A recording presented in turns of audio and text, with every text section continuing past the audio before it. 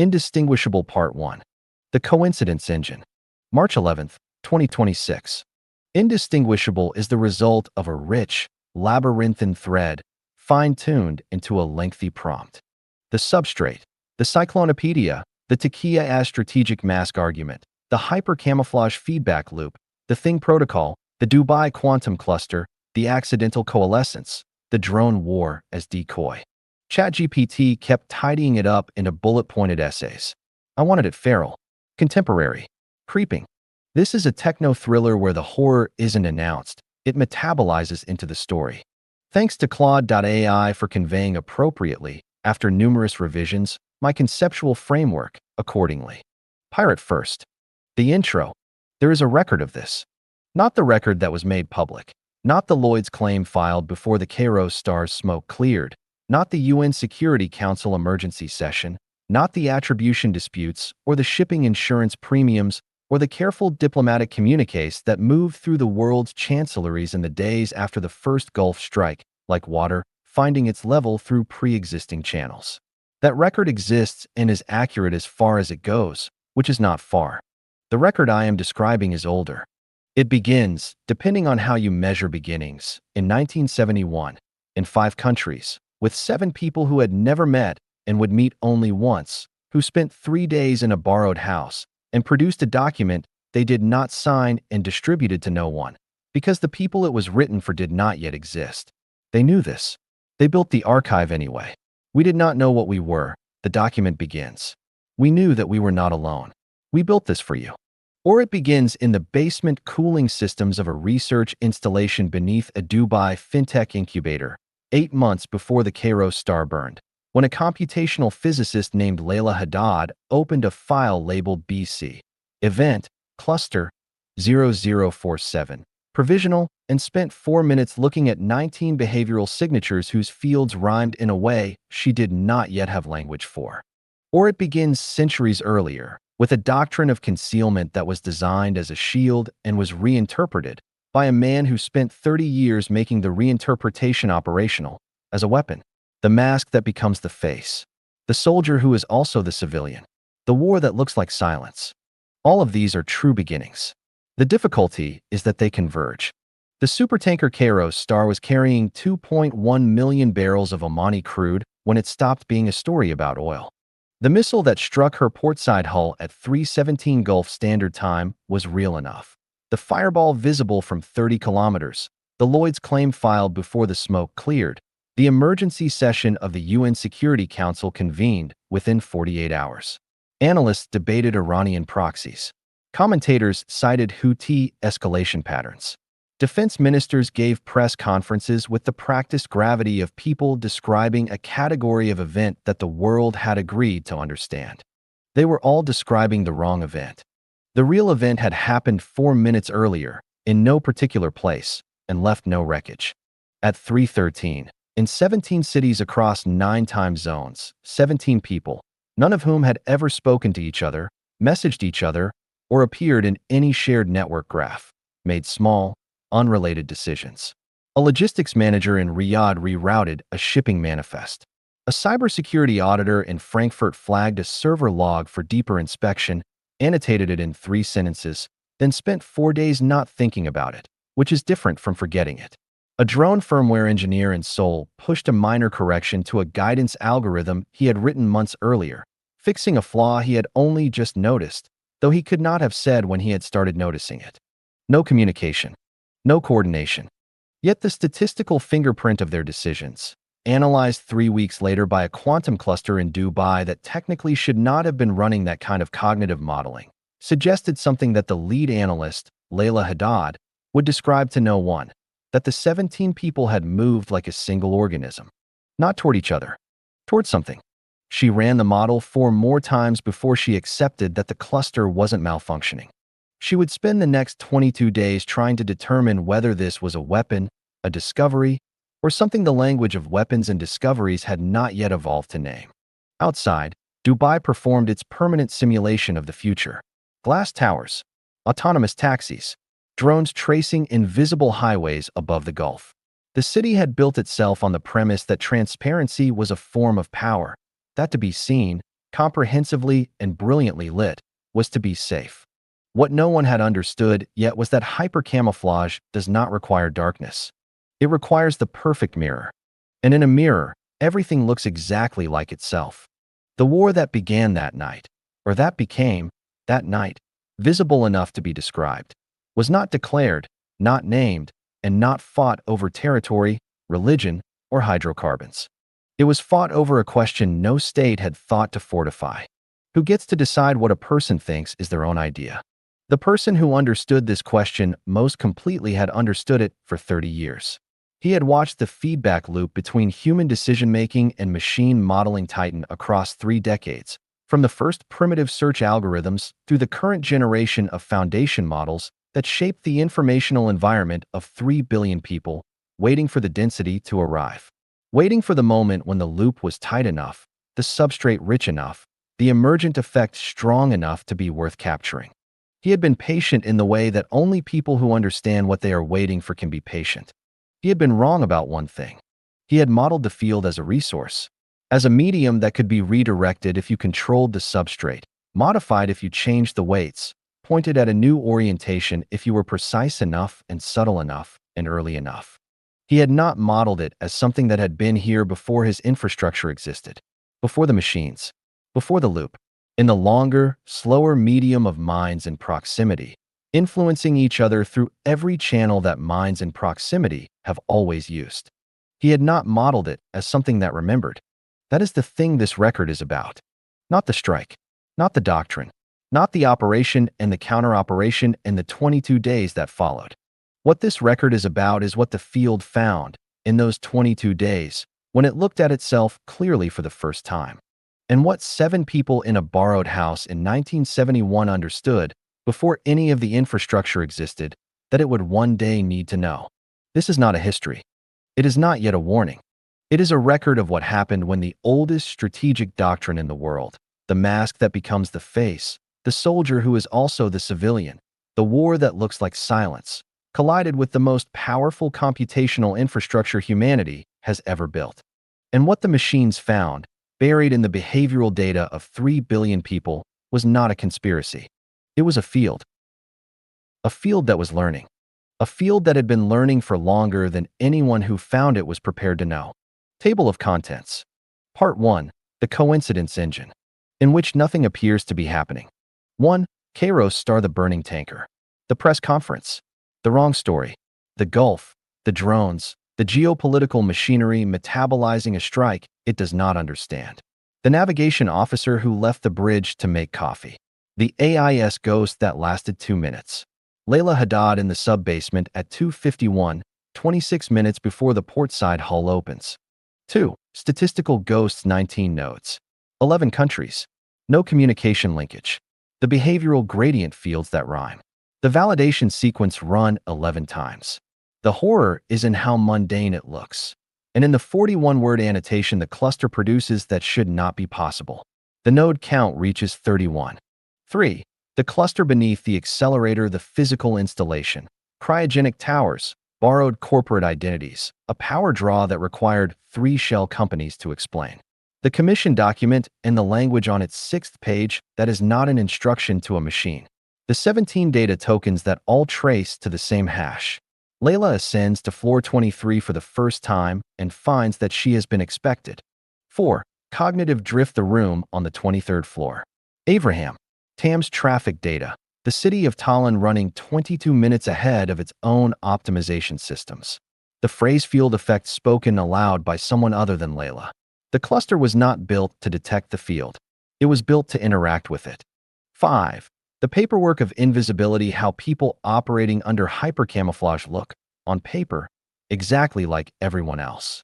The first cyclonopedia-adjacent material enters the story, not explained, just present, in the cluster's search logs. Someone queried the doctrine. Months ago, before Layla was hired. The first shadow of a hand behind the installation. Part 2. White War, in which the conflict is named by someone who died centuries ago. Part 3. The Accidental Conspiracy, in which people find each other without trying. Part 4. The Field, in which the technology and the organism become hard to tell apart. Part 5. the Dubai Labyrinth, in which the city reveals what it was built to hide. Part 6, the Pirate Decision, in which the question becomes, for whom? Final Act, the Threshold. 30 chapters, 6 parts, 1 field. The ones who come next are already here. They have always already been here. The threshold was not when the field began. The threshold was when the field began to know that it knew. The 40,000 words of this thriller live inside this structure, written into the outline rather than against it. The cyclonopedia layer, the thing metaphor, the drone war, the Dubai architecture, the pirate-first philosophy, all load-bearing, none it is decorative. Neither side started the war. The war started itself. Indistinguishable. Part 1, the Coincidence Engine, in which nothing appears to be happening. Chapter 1, Kairos Star. The name was a small irony no one would notice until later. Kairos, ancient Greek for the decisive moment, the opportune instant, the crack in ordinary time through which something irreversible passes. The Kairos Star was a Panamax-class crude carrier, 228 meters stem to stern, registered in the Marshall Islands, crewed by 23 Filipino merchant sailors and a Greek captain named Stavros Papadimitriou, who had been crossing the Persian Gulf for 19 years without incident. She was carrying 2.1 million barrels of Omani crude on a route so routine that her navigation officer, on the night in question, had left the bridge to make coffee. He was waiting for the kettle when the portside hull opened. The explosion registered on seismic sensors in Muscat at 3:17 Gulf Standard Time. By 3:22, it was trending globally.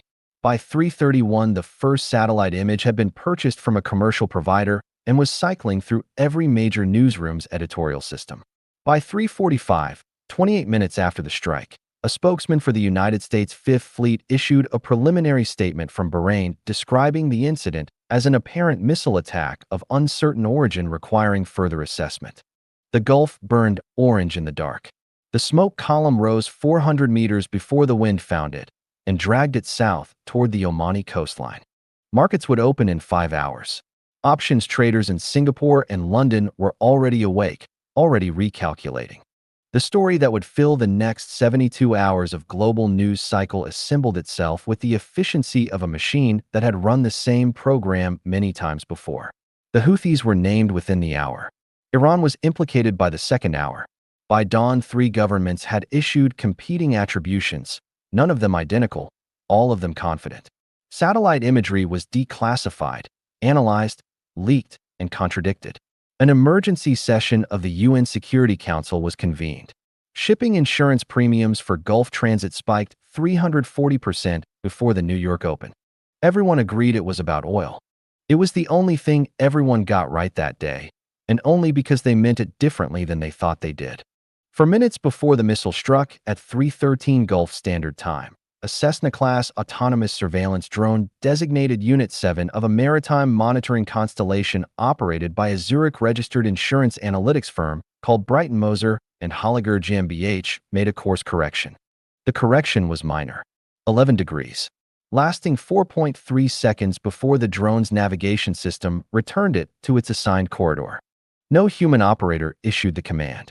The onboard flight log recorded the deviation as environmental compensation, a standard catch-all category for minor autonomous adjustments attributed to wind, turbulence, or sensor calibration.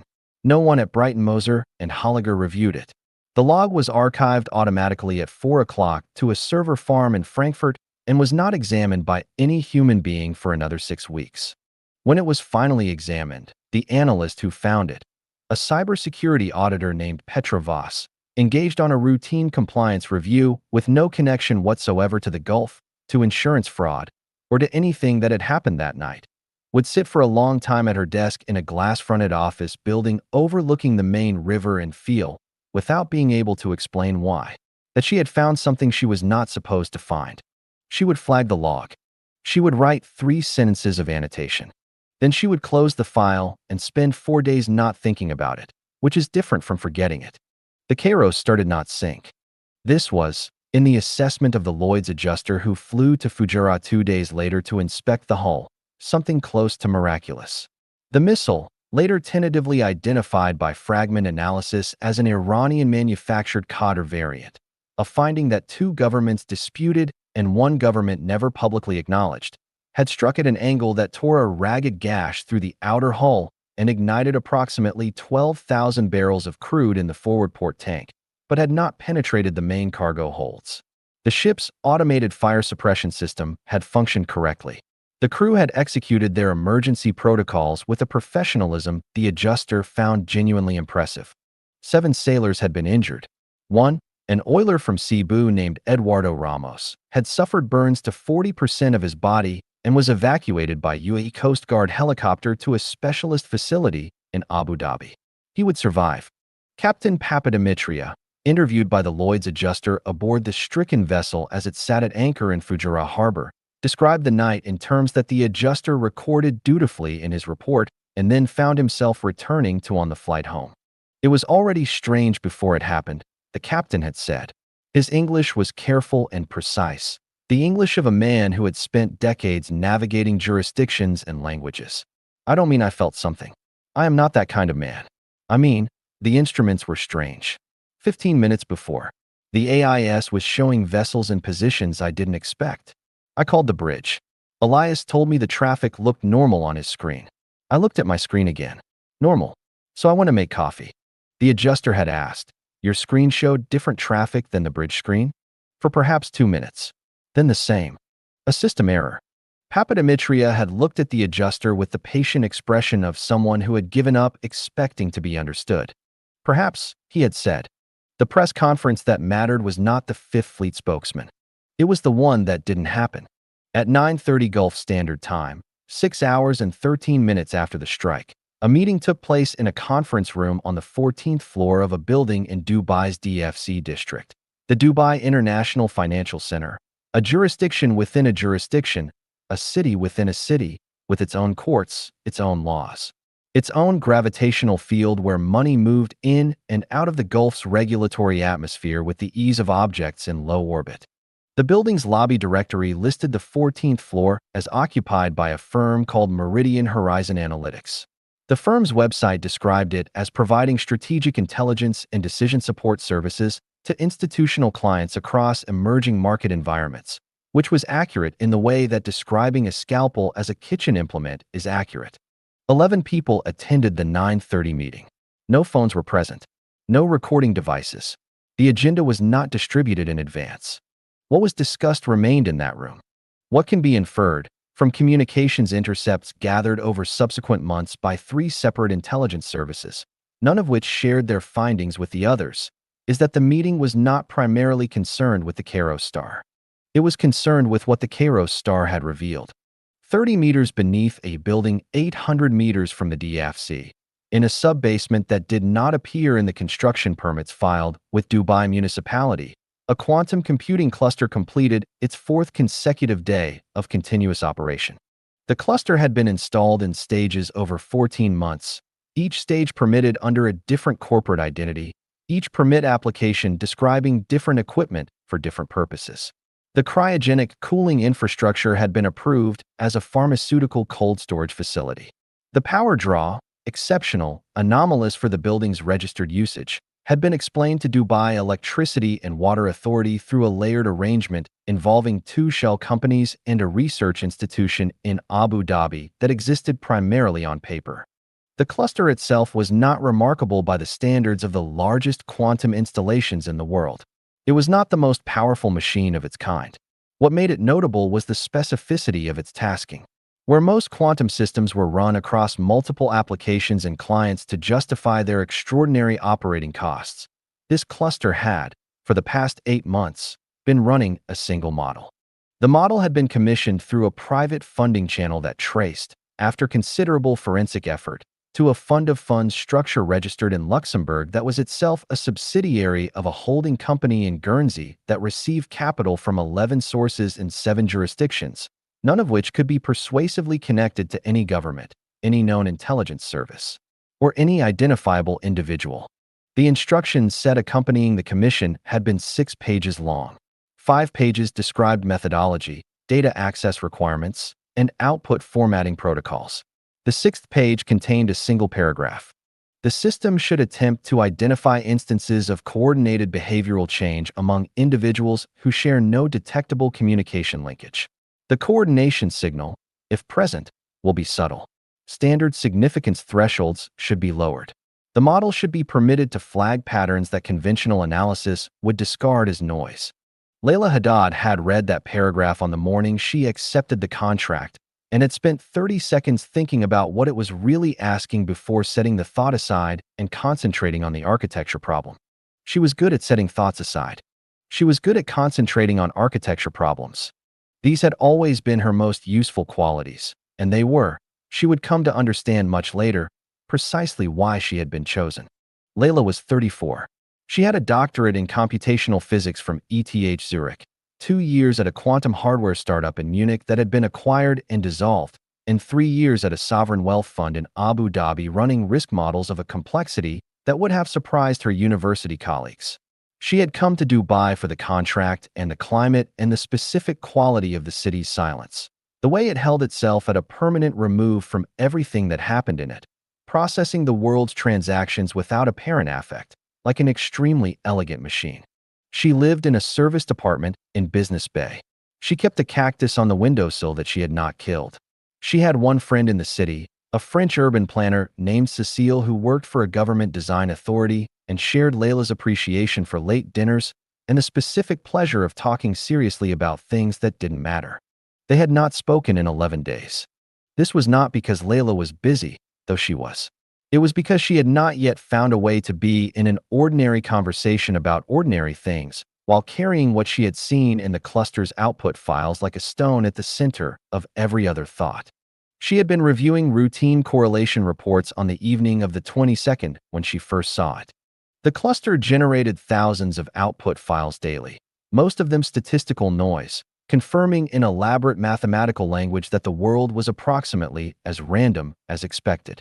She reviewed summaries, flagged edge cases, spent, if she was being honest, a significant portion of her working hours managing the cooling system's chronic thermal asymmetries, because the practical reality of operating cutting-edge quantum hardware in a sub-basement in Dubai was that the hardware's moods required more management than the models.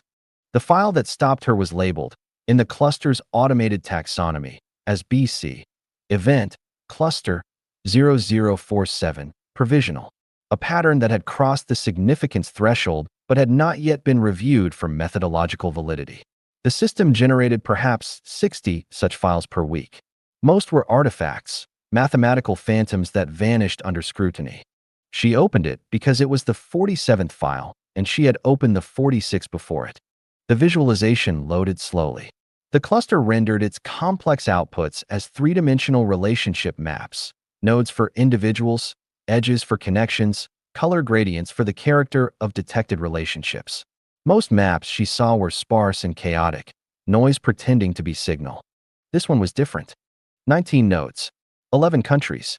The metadata showed individuals identified through behavioral data drawn from financial transactions, travel records, and public communications feeds, the ambient exhaust that the modern world generated without thinking about it. The 19 nodes were not connected by edges. No edges meant no communication. Standard. Expected. What was not standard was what the model was representing instead. Around each node, the visualization showed the behavioral gradient field, the shape of an individual's choices across a given period, as individual as a fingerprint. Normally, these fields were idiosyncratic, as individual as fingerprints. In this file, the 19 fields rhymed. Not identically, not obviously, but to Layla, who had spent 3 years at a sovereign wealth fund finding relationships between things that appeared entirely unrelated, the resonance was unmistakable. The 19 people had been making decisions that curved in the same direction, over a period of 6 weeks, without, as far as the model could determine, any mechanism by which they could have influenced each other. She closed the file, made tea, stood at the small window that looked onto the sub-basement's service corridor, bare concrete, a fire extinguisher, a faded yellow emergency exit line on the floor.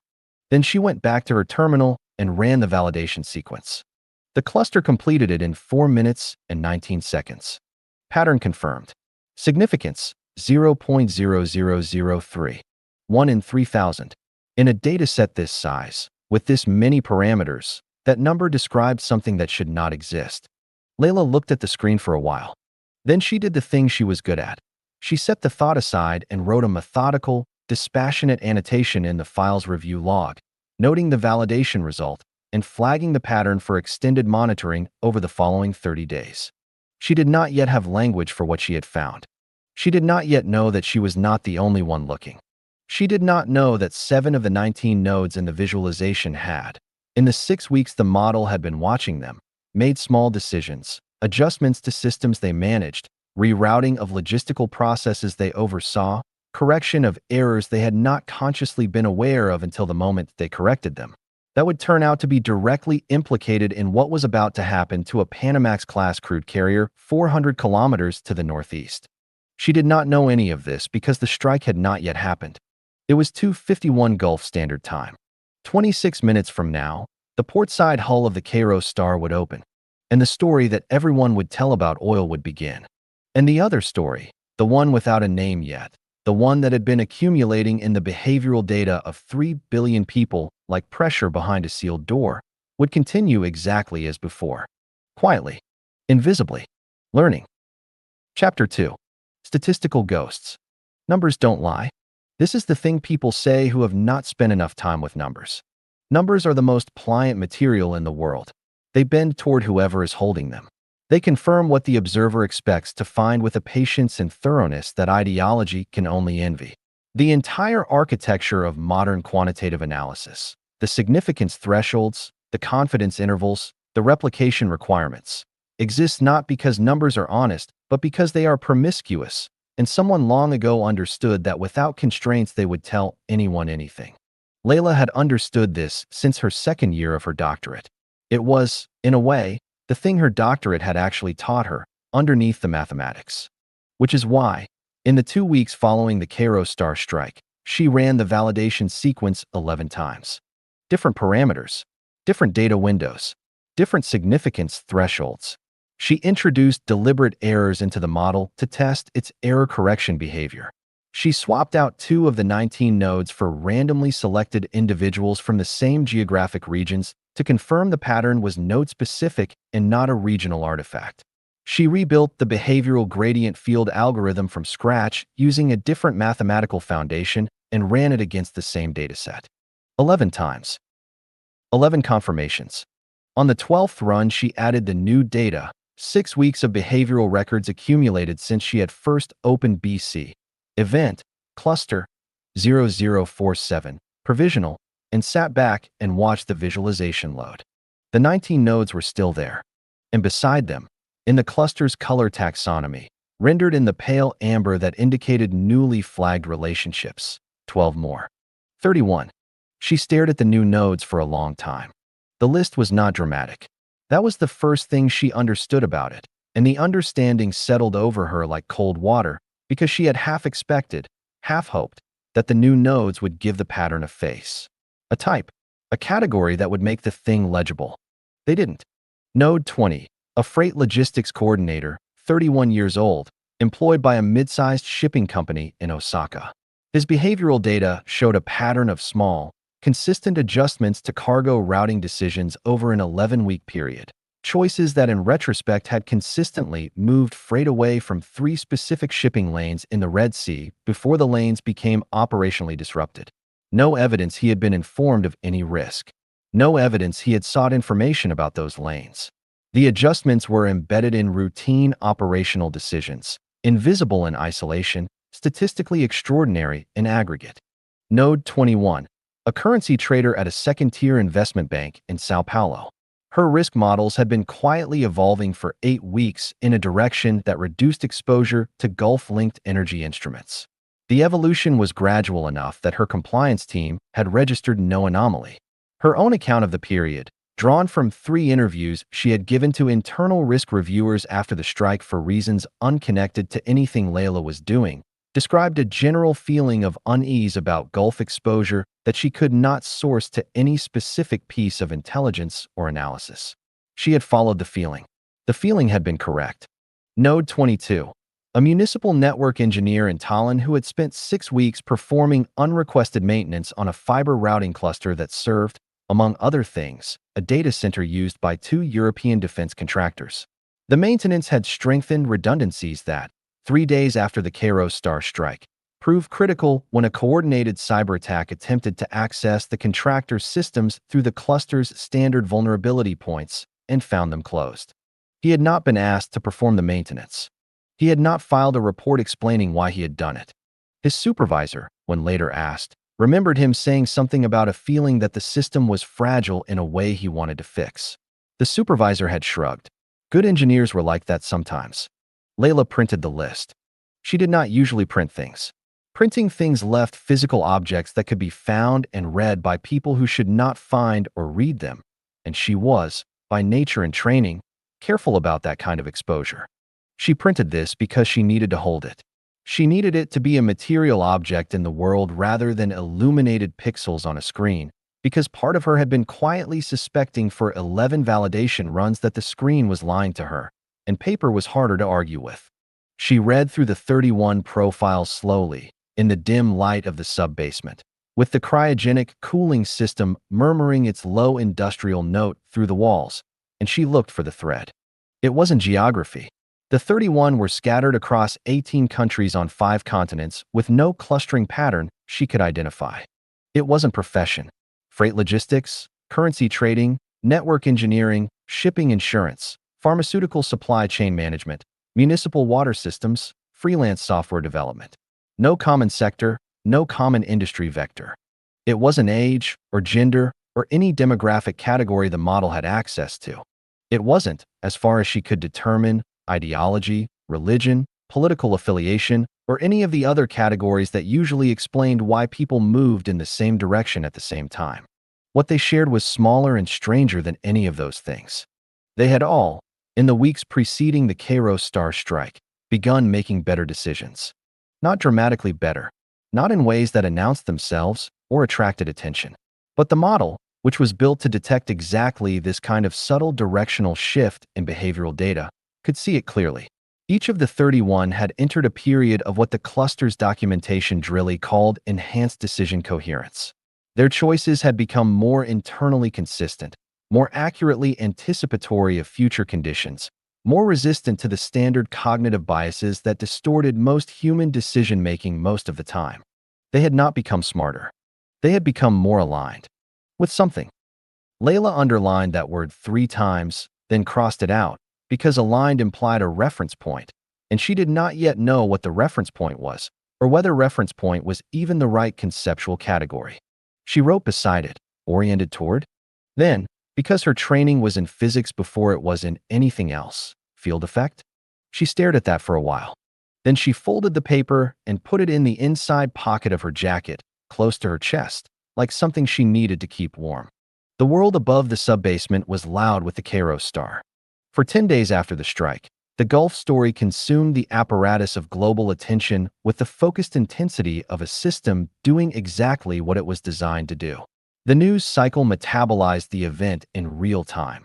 The satellite imagery, the attribution disputes, the insurance market disruption, the emergency shipping reroutings, the diplomatic communiques, the think piece analyses, the naval repositioning, the inevitable congressional testimony, the oil price curve that spiked, and then, with the resilience of a market that had absorbed many such spikes and expected many more, began its slow recession toward equilibrium. The story was about oil because oil was the category the world had prepared for this geography. The Persian Gulf was an oil story. It had been an oil story for so long that the category had become structural, not a frame applied to events, but a frame built into the language used to see them in the first place. Other interpretations were not suppressed. They were simply not available. Layla watched it from the sub-basement through the filtered lens of her news aggregator, which she had configured to surface only primary source material, government statements, naval communiques, Lloyd's filings, satellite imagery metadata, and strip out the commentary layer. The signal, stripped of commentary, was this: the strike had been clean, precise, and tactically ambiguous. The weapon had been identified but not definitively attributed. The timing placed it in the lowest traffic window of the Gulf's navigation day, minimizing collateral disruption. The target selection was strange. The Kairos Star was not the highest value vessel in the lane that night. 3 other tankers carried larger payloads. 2 were flagged to nations with higher geopolitical salience. The Kairos star had been chosen specifically. Layla read the Lloyd's preliminary report, which she had obtained through a subscription her contract's operating budget covered without comment, and found the captain's testimony in an appendix. She read it twice. The AIS anomaly, his screen showing different traffic from the bridge screen for approximately 2 minutes before the strike, had been noted, investigated briefly, and attributed to a software synchronization error in the vessel's navigation system, a known intermittent fault in that model of AIS transceiver. The investigation had lasted 40 minutes. Layla thought about what it would take to produce a 2-minute AIS ghost on a specific vessel in a specific lane at a specific time. She thought about Unit 7's 4.3-second course correction at 3:13. She thought about the freight logistics coordinator in Osaka, who had spent 11 weeks moving cargo away from Red Sea lanes before those lanes became dangerous. She thought about the network engineer in Tallinn who had sealed vulnerabilities he had not been asked to seal. She thought about 31 people making better decisions for reasons they could not explain. She went back to her terminal and asked the cluster a question she had not asked before. In the 6 weeks prior to the Kairos star event, are any behavioral changes among flagged nodes detectable in data streams directly proximate to the vessel's route, her cargo documentation, or her AIS records? The cluster worked for 22 minutes. This was long. Normally, it produced correlation outputs in under 4 minutes. The extended processing time meant it was doing something she hadn't anticipated, following a connection chain across datasets she had given it access to but not explicitly directed it toward. When the output arrived, it was not a visualization. It was a text annotation, which the system generated only when its confidence in a pattern was high enough that it assessed the pattern as requiring direct description rather than graphical representation. The annotation was 41 words. 3 nodes, IDs 0, 4, 11, 19, show behavioral adjustments in the 96-hour window preceding the event that are statistically consistent with anticipatory knowledge of the vessel's precise routing. No communication linkage detectable. Mechanism of information transfer, unresolved. Layla read it once. Anticipatory knowledge. She sat with that. Node 04 was the shipping broker in Singapore who had canceled a contract on the night of the strike. She had his full behavioral profile. She went into it now and looked at the 96-hour window.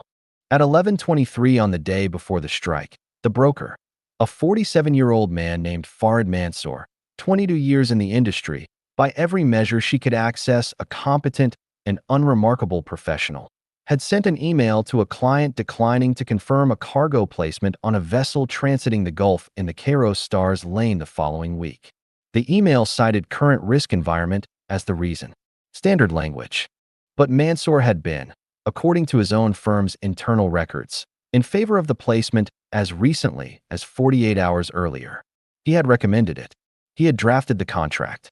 Something had changed his assessment between those 2 data points, and the change had left no trace in his communications.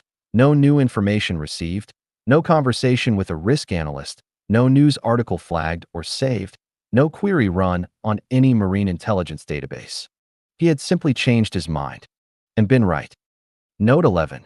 A marine insurance underwriter in London who had quietly declined to participate in a syndicate covering Gulf route cargo in the 72 hours before the strike, citing portfolio concentration concerns that her own colleagues, interviewed afterward, could not reconcile with her portfolio's actual composition. Note 19.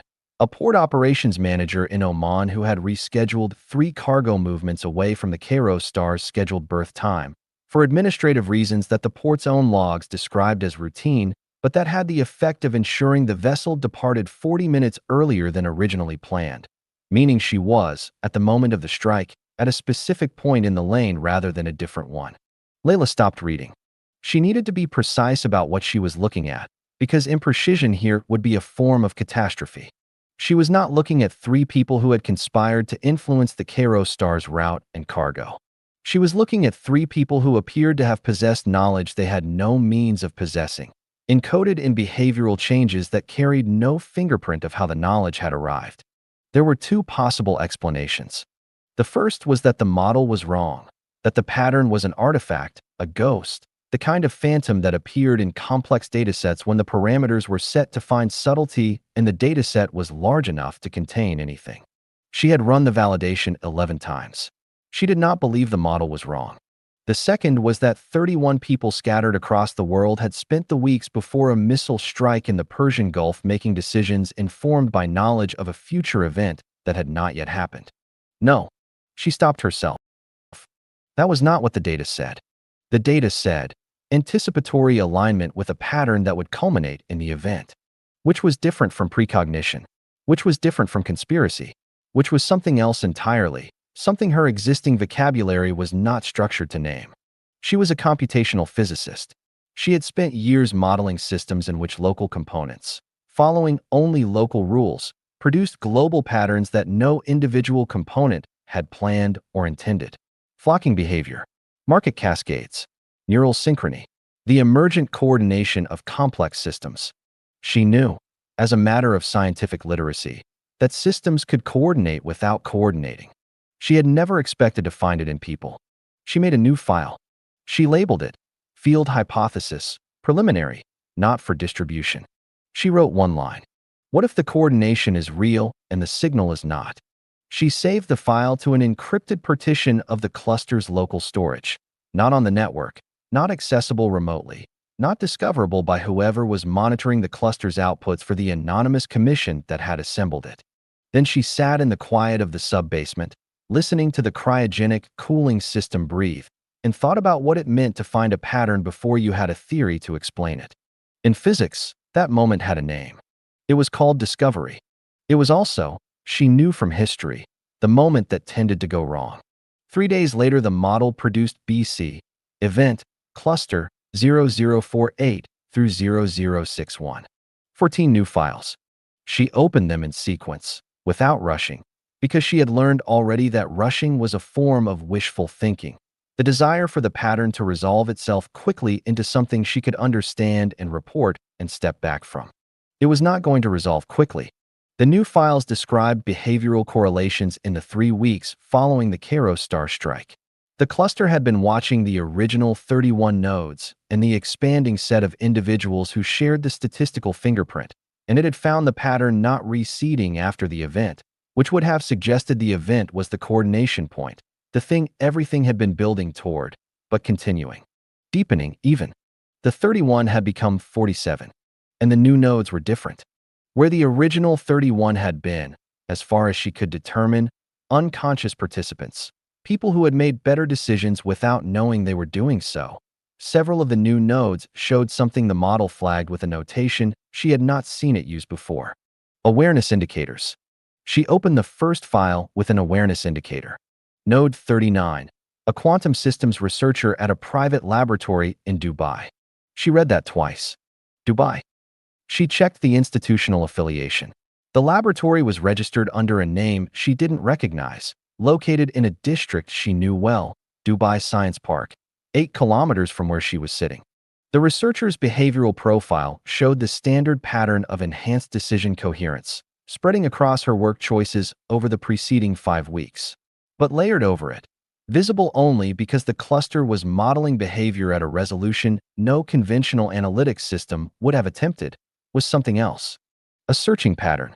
The researcher was looking for something, not in a way that showed up in her communications or her database queries or her published work, but in the texture of her decisions, the papers she chose to read versus the ones she set aside, the experimental parameters she adjusted, and the ones she left alone, the questions she wrote in her lab notebooks that the cluster had accessed through a data feed Layla had not realized was in the model's source set until this moment. Why do the results keep anticipating the questions? The researcher had written that in a private lab notebook 6 days ago. Layla stared at the line. Why do the results keep anticipating the questions? She opened the location data. The laboratory was 8.3 kilometers away. She looked at the clock on the wall. 22:47. The city outside was fully lit, fully operational, performing its permanent indifference to the hour. She looked back at the screen. She thought about the paper she had folded into her jacket pocket. The word oriented. The crossed-out word aligned. The phrase she had written in its place. Field effect? She thought about the fact that the model had flagged this researcher. In Dubai? Now, she thought about the probability of that. Then she thought about the fact that the cluster had been commissioned by an anonymous source and that someone had specified, with apparent foreknowledge of what the model would find, that significance thresholds should be lowered. That patterns conventional analysis would discard as noise should be permitted to surface. Someone had known to look for this before there was anything to find. She did not yet have language for what that implied about the commission itself, about who had assembled this machine, in this basement, in this city, pointed at this question. But she felt the shape of the implication the way you feel a room change when someone walks into it behind you. She was not the only one who had found this. She was not the first. She was, possibly, a node herself. The cooling system breathed. The cluster's indicator lights pulsed in the dark behind the equipment wall, patient and regular as something alive. Layla Haddad sat in the sub-basement beneath Dubai at 22:51 Gulf Standard Time. 47 behavioral ghosts mapped across her screen and understood for the first time that finding the pattern and being part of the pattern were not different things. They had never been different things. And whatever was assembling them, the 31, the 47, herself, the researcher 8 kilometers away writing questions in a notebook that no one was supposed to be able to read, was still learning what to do with them. Chapter 3. The cluster beneath the accelerator.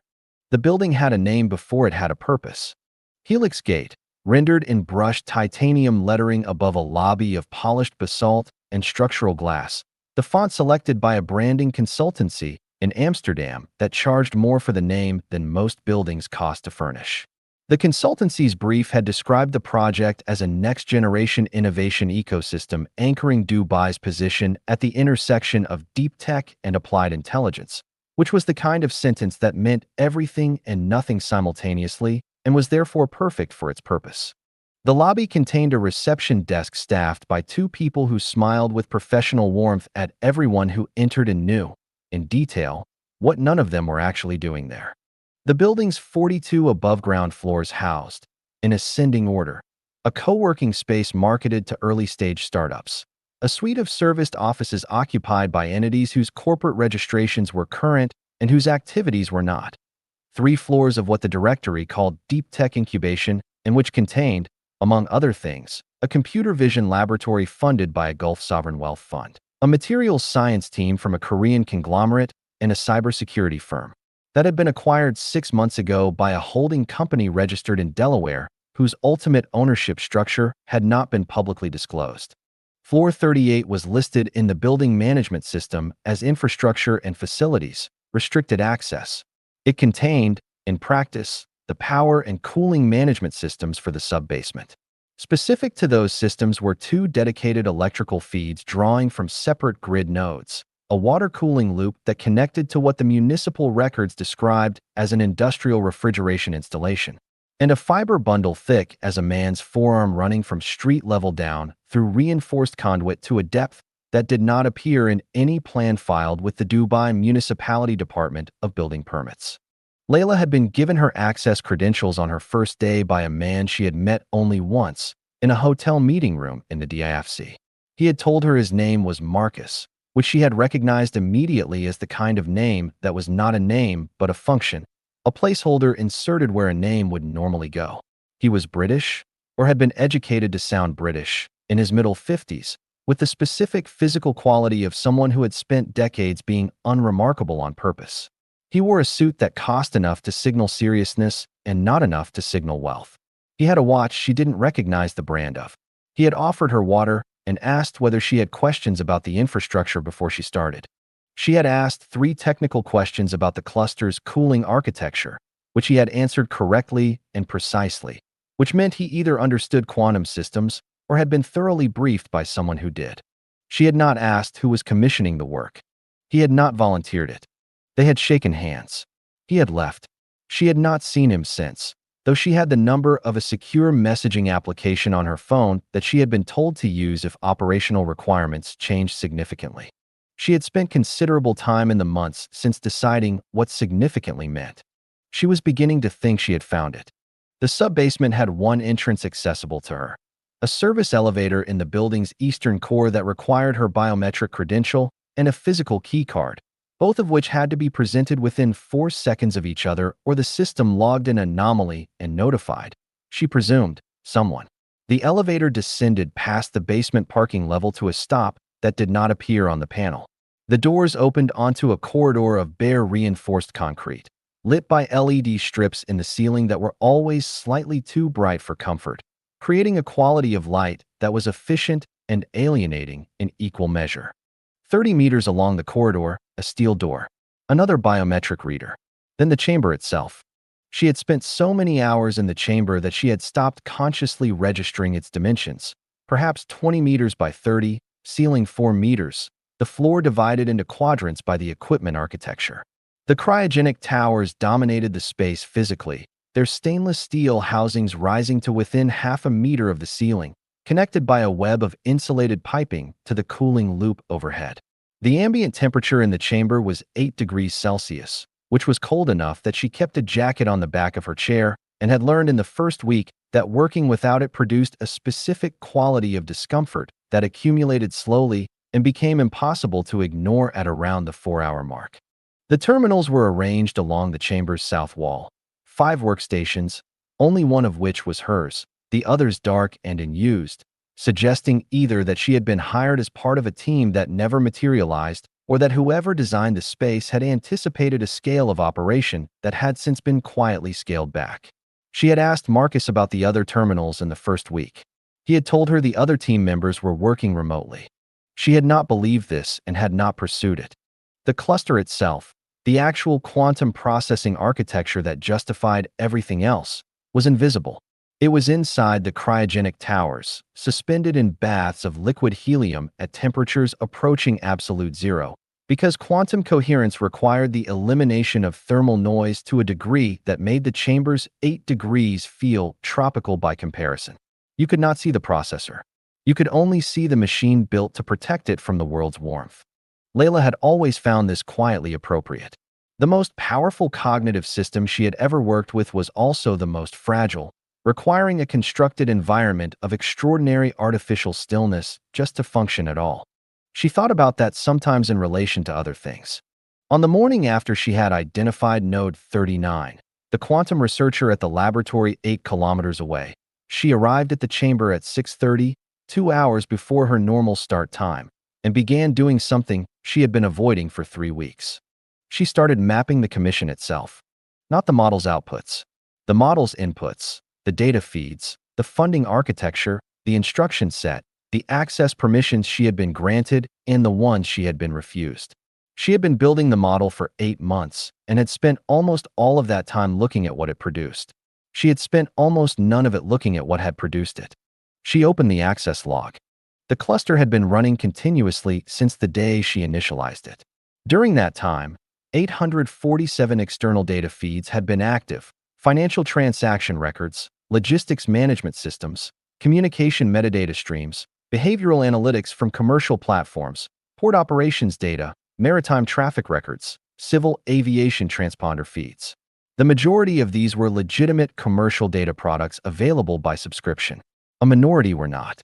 17 of the 847 feeds carried access credentials she had been given without explanation, authentication tokens that opened data streams she could not trace to any commercial provider. She had assumed, in the early weeks, that they were proprietary government datasets accessed through some arrangement she was not intended to understand. She had used them without question because they were technically coherent and the data they provided was, in terms of the model's performance, exceptionally clean. She looked at them now with different eyes. She took the first token and ran it through the cluster's network analysis module, not a function she normally used for data governance, but one she had built into the architecture for security auditing purposes and had never deployed. The cluster traced the token's authentication chain. It took 11 minutes. The chain was long: 7 relay nodes, 3 anonymization layers, 2 jurisdictional crossings. At the end of it, the cluster produced not a source institution, but a hash, a cryptographic fingerprint that identified a specific server without identifying its location or owner. She ran the same analysis on the second token. Different authentication chain. Same hash at the end. She did not need to run all 17 to know what she would find. She ran them anyway. 17 tokens. 17 different routing architectures. 1 hash. Someone had built 17 different roads to the same door and had given her the keys to all of them without telling her they were the same door. She sat with this for a while, with the cryogenic cooling system performing its perpetual exhalation around her, and thought about what it meant to have been handed a machine whose data sources converged on a single point she could not identify. She thought about the commission document's 6th page. The single paragraph. The system should be permitted to flag patterns that conventional analysis would discard as noise. She thought about the word permitted, which was not how you wrote an instruction to a machine. It was how you wrote an instruction to a person. She copied the hash to her encrypted partition. Then she opened a new analysis and asked the cluster a question she had been postponing for 3 weeks because she was not certain she wanted the answer. Who, if anyone, has accessed this system's output files externally since initialization? The cluster checked its access logs. 3 minutes. External access events, 0. Nobody had looked at the outputs. In 8 months of continuous operation, nobody from outside this chamber had read a single result. She stared at that. Then she understood. The commission was not interested in the outputs. The outputs were not the product. She pressed her palms flat against the desk and made herself breathe slowly and think this through without flinching. If the outputs were not the product, then what was? The process. The running of the model itself. Which meant the cluster was not a research system. It was a mechanism. And she, her expertise, her analysis, her 8 months of progressive refinement of the model's parameters, her careful expansion of the data feeds, her methodical identification of the 47 nodes, had not been hired to find something. She had been hired to build something. The question that followed from that arrived not quickly, but with the slow inevitability of something that had been there for a long time and was only now willing to be seen. Build what? At 9:15, she left the chamber for the first time in 31 hours. She rode the elevator up through the building's concrete strata, past the parking level, past the lobby stop she never used because it came out through the main atrium, and up to the 7th floor where there was a coffee station in a shared corridor between 2 co-working spaces. She had discovered it in her 2nd week and used it when she needed to be around people who were thinking about things that had nothing to do with what she was thinking about. She poured coffee. She stood at the corridor window, which looked north across the creek toward the older city, Dara, the gold and spice souks, the buildings that predated the hallucination of modernity by several decades, and sat low and salt-weathered in the morning light like a memory the city was trying to revise. A man she didn't know was standing 3 meters away, also holding coffee, also looking out the window. He was perhaps 40, slight build, wearing the standard issue informal uniform of the tech incubator world, dark trousers, an untucked shirt in a neutral color, shoes that were expensive in a way designed not to look it. He had a lanyard around his neck, but she was not close enough to read the name. He did not look at her. After perhaps a minute of this shared and parallel window gazing, he said, without turning his head, Dara still has the best shawarma in the city. They build these things and forget what was already here. Layla said nothing, which was her standard response to conversation from strangers in shared corridors. He glanced at her then, a brief, professionally calibrated glance that communicated neither hostility nor particular interest. Sorry, I talk to windows sometimes. Occupational habit. What's your occupation? I build things that are supposed to listen, he said. They end up being better at talking. He finished his coffee, set the cup in the recycling slot, and walked back down the corridor toward the co-working space. She watched him go. She thought, things that are supposed to listen. She did not follow him. She was not yet at the stage where she followed people. She filed the encounter in the part of her mind that had been accumulating data for 3 weeks under a heading she had not explicitly created, which was essentially things that might be significant, whose significance I have not yet determined. She went back to the elevator. She went back to the chamber. She sat at her terminal. She opened the model and asked it a question she had not expected to ask for at least another month. Is there any node in the current flag set located in this building?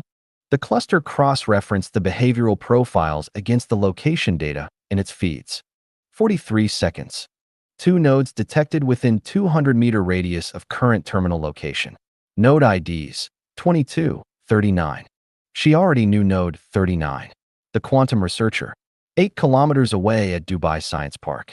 Node 22 was the municipal network engineer from Tallinn, who she also already knew. She reread the query. Within 200-meter radius of current terminal location. That meant inside this building, or nearly. She had profiled Node 22 as being in Tallinn. She had built his profile from data that placed him consistently in Estonia. His behavioral signature was dense with Northern European infrastructure, Estonian network systems, Baltic fiber topography, the specific rhythm of a mid-sized EU city's municipal tech environment. She checked the raw location data again. The model had pulled his location from 17 independent data sources. 16 said Tallinn. 1. A commercial device location feed she had plugged into the model 6 weeks ago and not interrogated closely since, said Dubai. She ran a timestamp check on the Dubai location data. The device had been in Dubai for 9 days.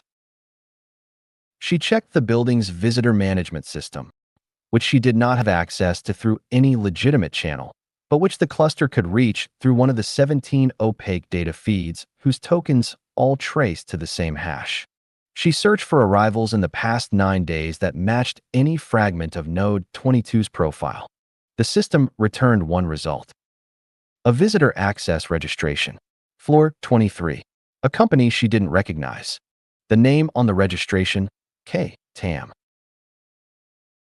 She checked the Estonian population registry, accessible through the same feed family.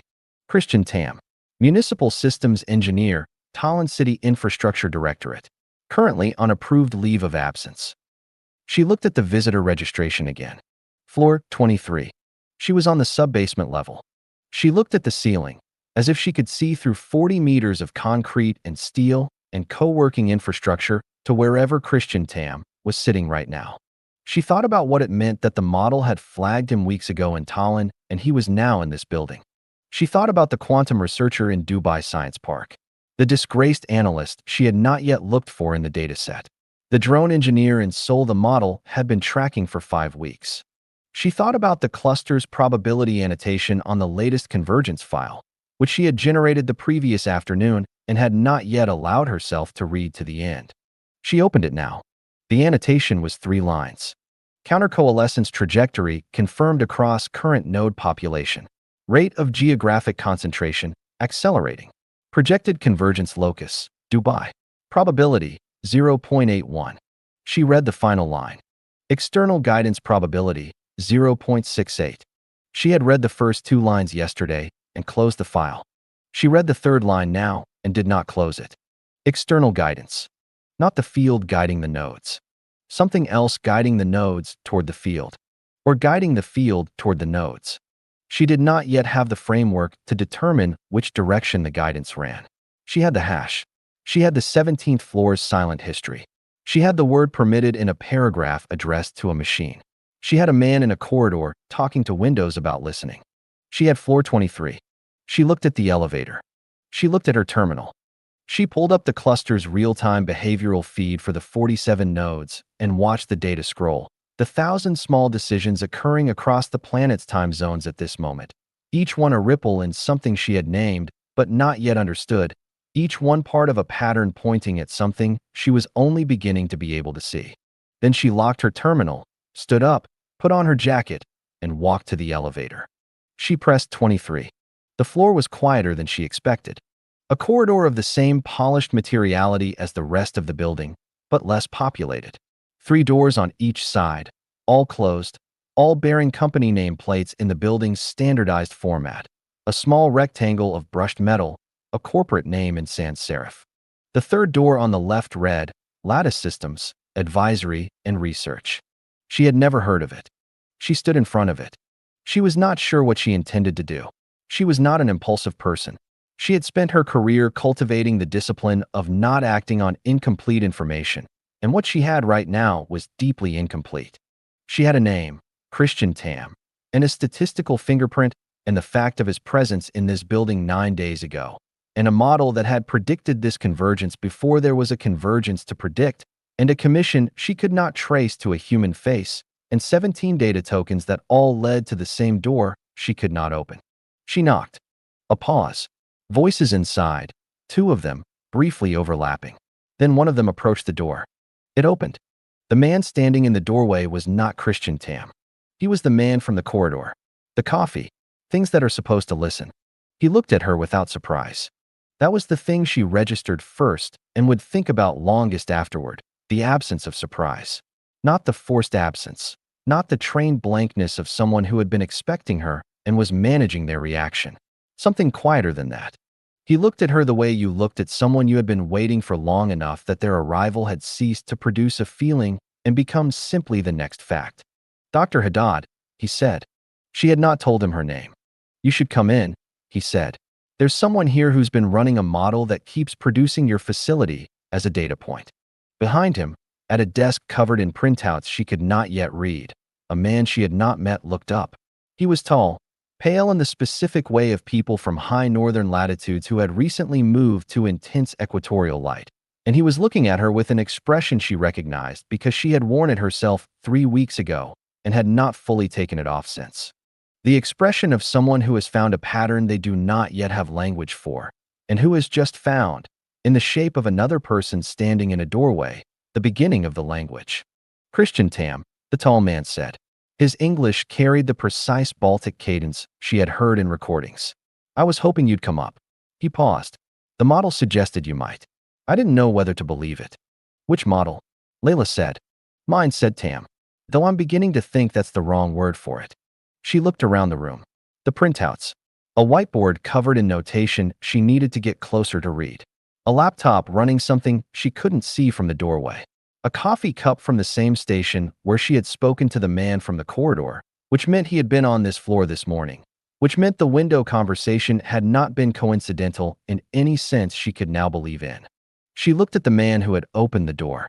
Who are you? She said. He tilted his head slightly, as if considering how much truth the question deserved. For now, he said, I'm the person who built the room you've been working in. He stepped back from the doorway. We've been waiting for you to run out of questions you could answer alone. She stood in the threshold for a moment. Behind her, the corridor, the elevator, the sub-basement, the cluster, running its model, scrolling its feeds, finding its ghosts. In front of her, 2 men who had, she was almost certain, been placed in her proximity by a mechanism she had spent 8 months building without knowing what she was building.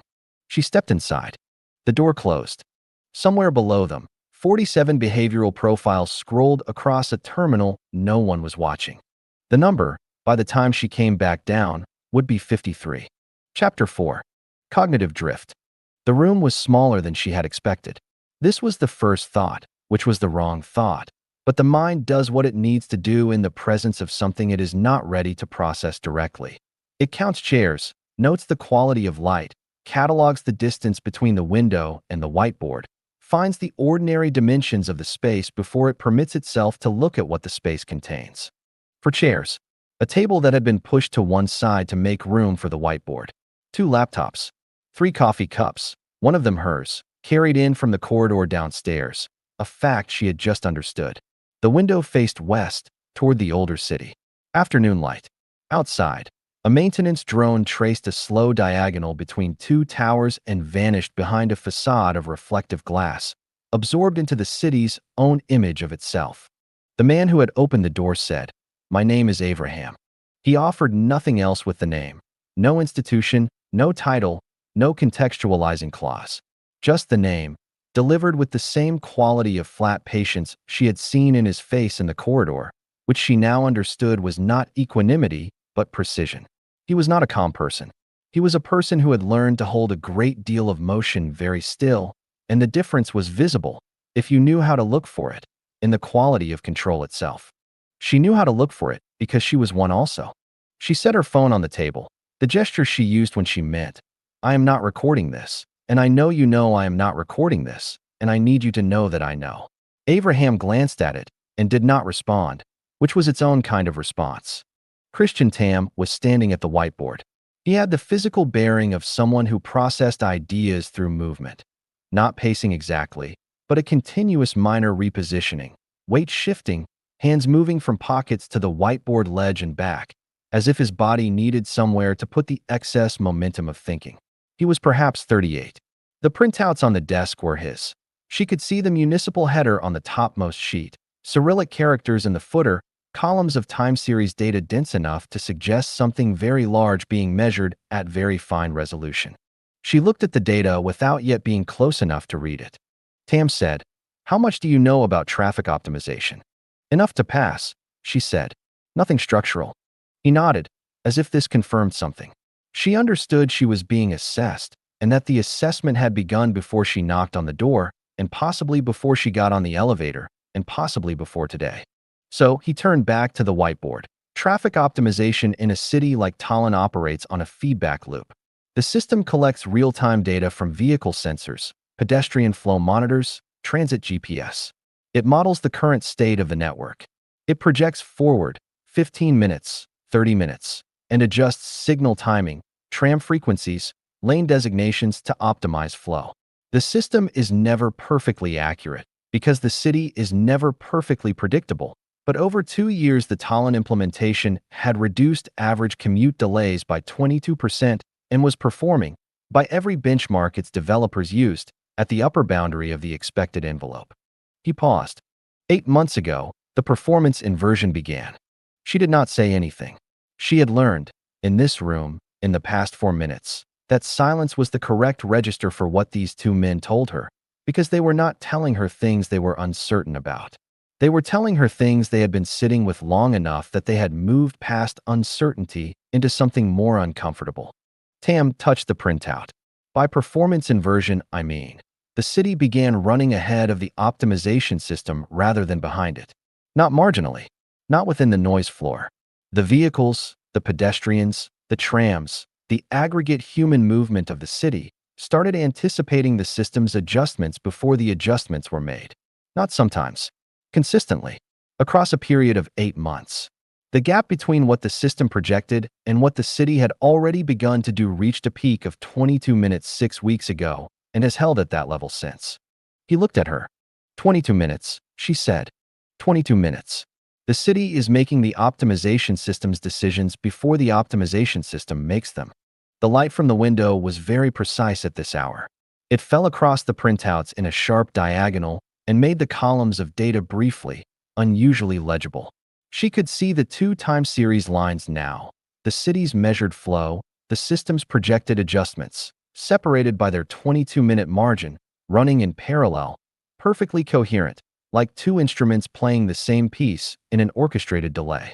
She thought about the shipping broker in Singapore who had canceled a cargo contract 48 hours before he had any reason to.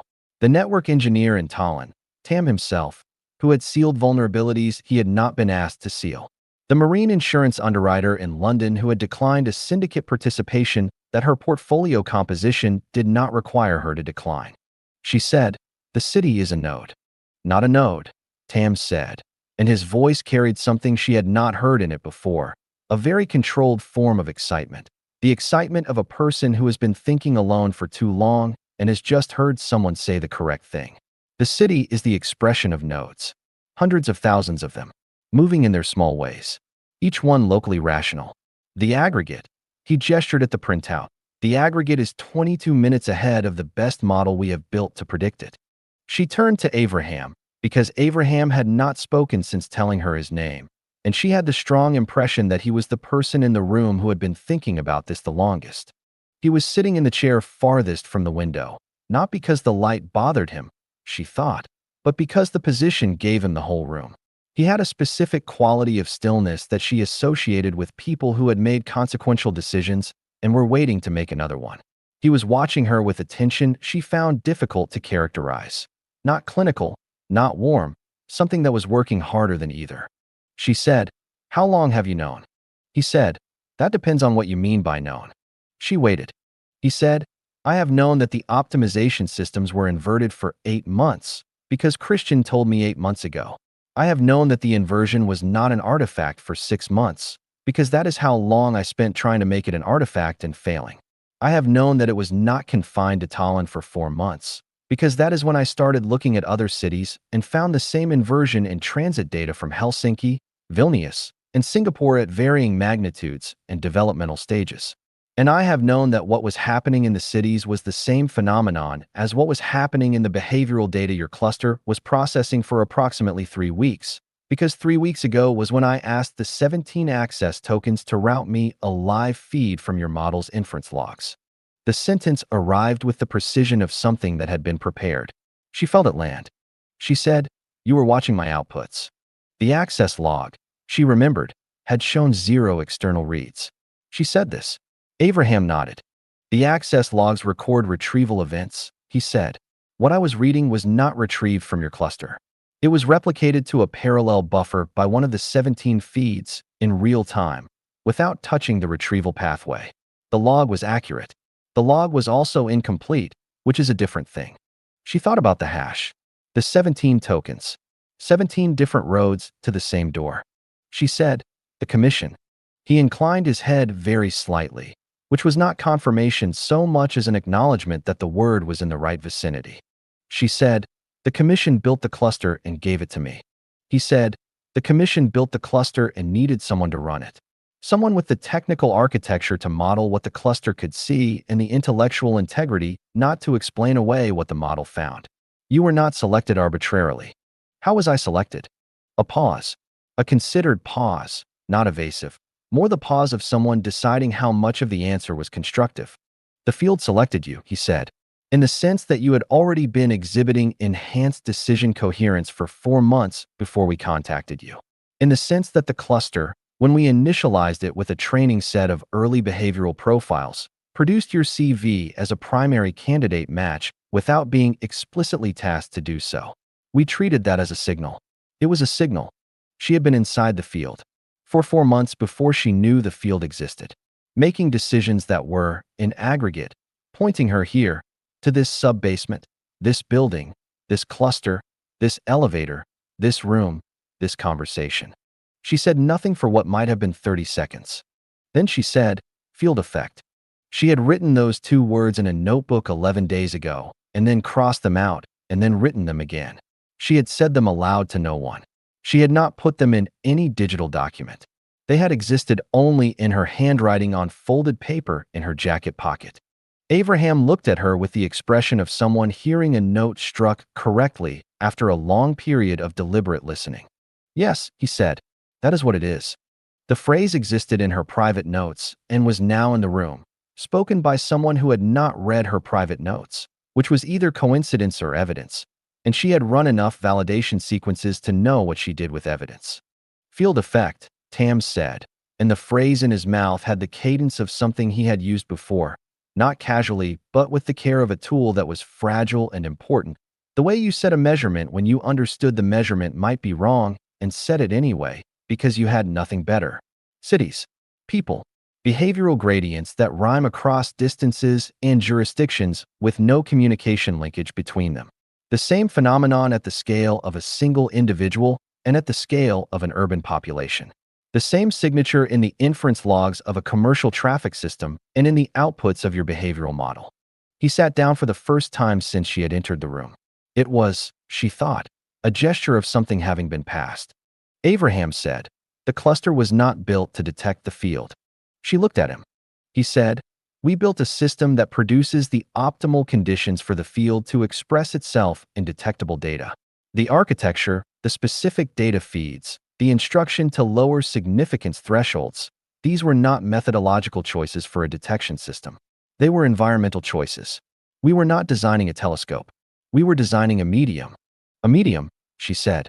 "The cluster interacts with the field," he said, "not passively. The model's inference processes, the pattern detection, the gradient mapping, the coherence calculations running continuously across the 47 behavioral profiles, generate a specific computational signature that the field responds to. That is why the node count keeps growing. Not because we are finding more nodes.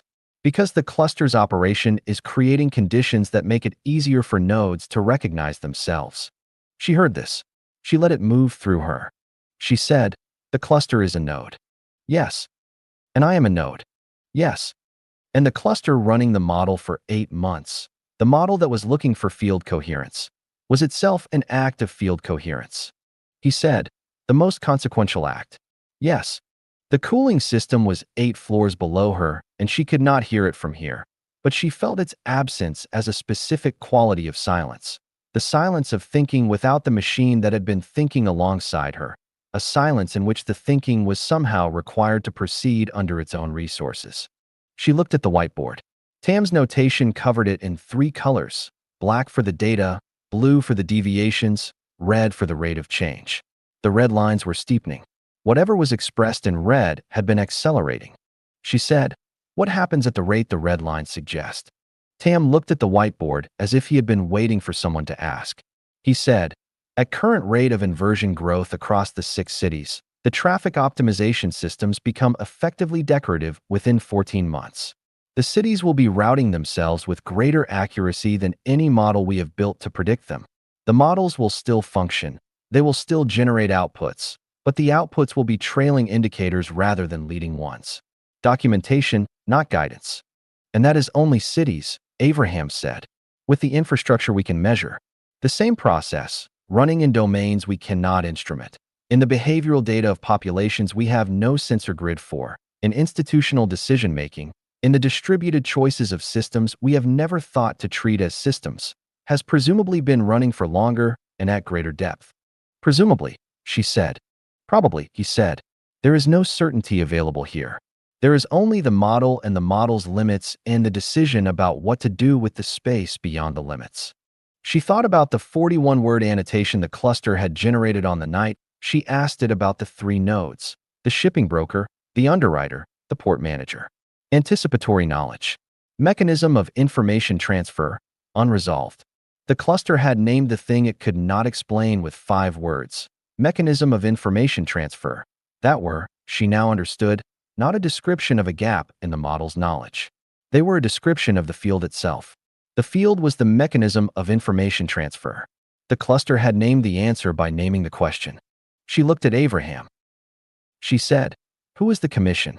He was quiet for a moment in the way that she was learning to read as a particular kind of consideration, not reluctance, not evasion, but the specific thought process of someone deciding how much truth was useful.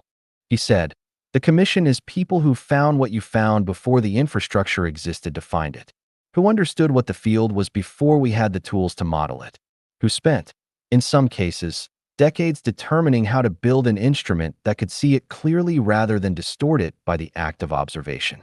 He paused. "People like you and Christian are finding the field because the field has matured to the point where it is findable. 30 years ago, it was not findable. 30 years ago, someone who understood what it was had to find it differently, through decades of careful attention to the places where the data was wrong, where the models failed in patterned ways, where human coordination exceeded every mechanical explanation. Through patience, through the accumulation of evidence that could not be published because it had no institutional category to be published in." She said, "And the commission built the cluster too. To accelerate," he said, "not the field. The field does not need acceleration. To accelerate recognition. To give the field the tools to see itself. Because the field seeing itself is different from the field operating unseen, and the difference matters." How does it matter? He considered this. She had the sense he had thought about it for a very long time and was still not satisfied with any single answer. He said, "A system that does not know it is a system cannot make decisions about what it is for." The window. The older city. The afternoon light moving across the printouts. The 2 time series lines on the whiteboard, separated by 22 minutes, running in parallel toward whatever the red rate of change lines described. She said, "Is there a threat?" Not a question. She had been working in intelligence-adjacent environments for long enough that she could hear the difference between her own uncertainty and something that required the shape of a question. "Yes," Abraham said, "there is a threat." He said it the way she had said it, not as something that needed elaboration yet, but as a fact being placed in the room for all 3 of them to stand around and look at from the appropriate distance before deciding what to do about it. The nature of the threat, she thought, was probably not simple. The nature of the threat was probably related to the fact that the field seeing itself also meant the field being visible to anyone else who was looking, and that the cluster she had been running for 8 months, the instrument built to accelerate recognition, was also, by its nature, a landmark, a source of light in a dark landscape. And light, in landscapes where other things were moving, served 2 functions simultaneously. She said, "How many people know what we are talking about right now?" Abraham said, in this depth? 3. She looked at Tam. 4. Tam said, there is someone else. Abraham said, her name arrives in the model's outputs tomorrow morning. I have been watching the trajectory for 2 weeks. I did not want to front-run it. She looked at him. He said, the model should make its own introductions. That was how it introduced you.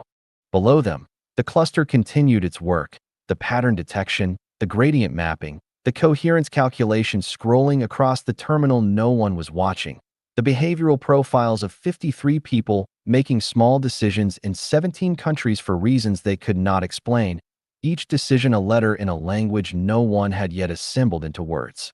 The chamber was 8 degrees Celsius, and the cryogenic towers held the processor at the temperature of deep space, and the light through the window above was warm and ordinary, and the coffee in her cup was cold. She picked it up anyway. Held it. She said, what do we do first? Abraham said, you go back down and ask the cluster who else it has been waiting to introduce us to. Let it work. Don't constrain the parameters. And then? He looked at her with the expression of someone who has been managing an enormous patience for a very long time and has just found, in the arrival of another patient person, the first condition for releasing it. Then we find the others, he said, before the field does it for us. Chapter 5. The paperwork of invisibility. The file had been there since the beginning. This was the thing she would return to later, not with guilt exactly, but with the specific retrospective discomfort of someone who had looked at a thing many times and not seen it, which is different from not looking. She had looked. The file had been in the cluster's search logs since the day she initialized the model. She had reviewed the logs methodically, the way she reviewed everything, with the patience that her work required and her temperament enforced.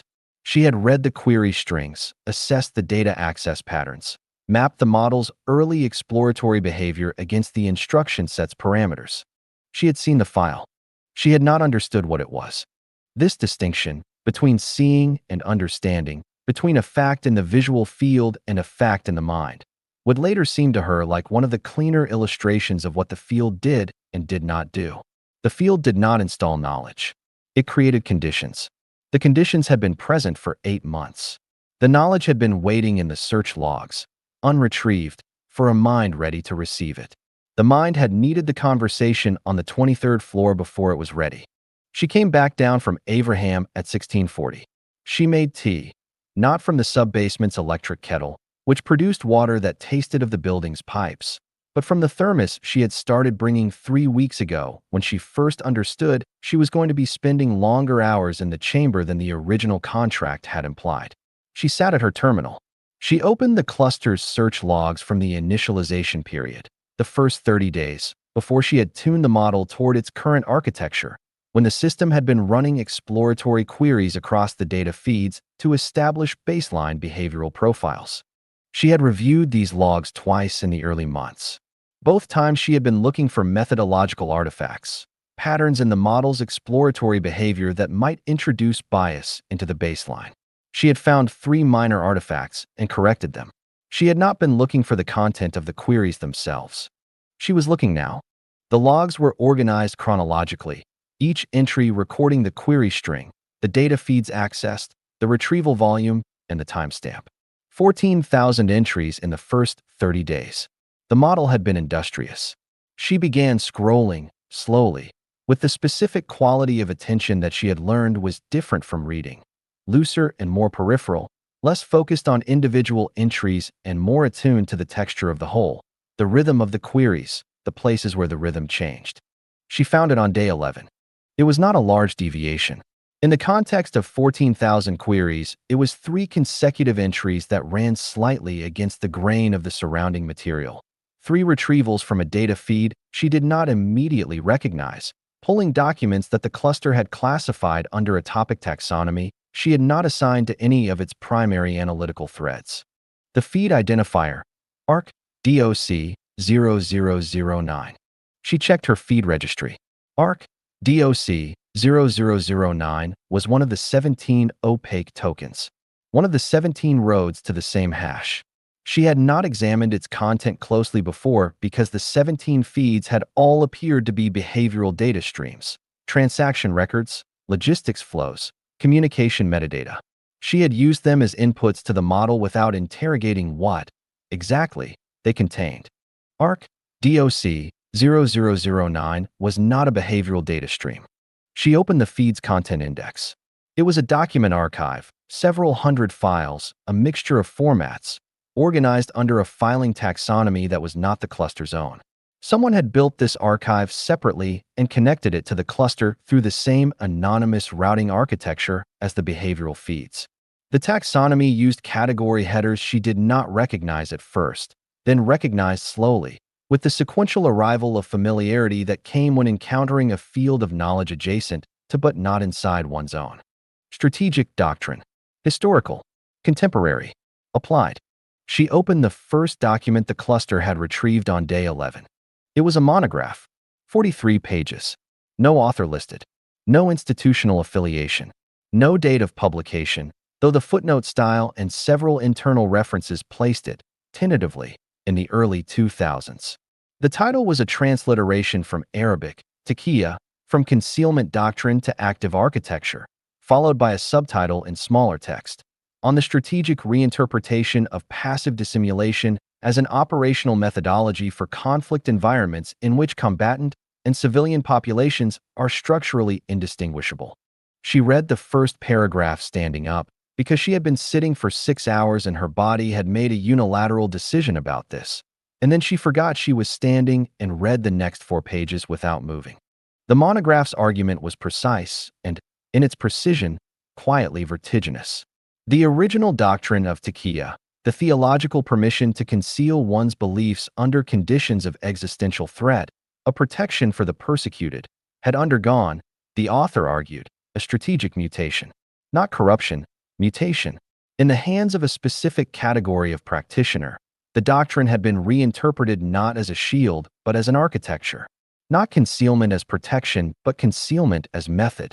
The practitioner who does not hide their identity, but instead constructs an identity so thoroughly ordinary, so completely consistent with every category the surveilling apparatus is trained to examine, that the practitioner becomes, in the operative sense, invisible by being maximally visible. The mask that becomes the face. The author used that phrase twice. The second time with a footnote directing the reader to a figure she did not yet know, Ibn Maimon. The footnote said only, see the primary sources. The abode is older than the modern infrastructure. The doctrine precedes the doctrine. She made a note of the name. She set it aside.